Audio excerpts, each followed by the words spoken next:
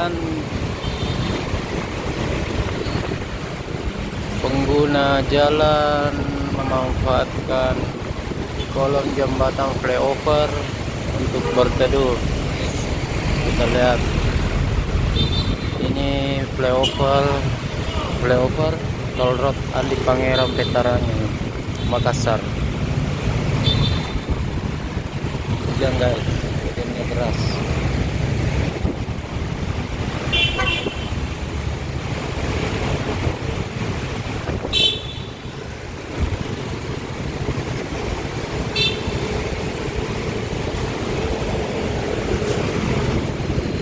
Iya, sepanjang kolom jembatan flyover banyak orang berteduh,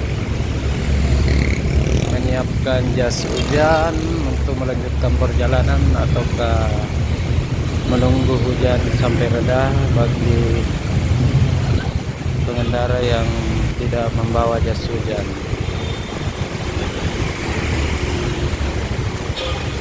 Ini dia guys, hujannya cukup lebat.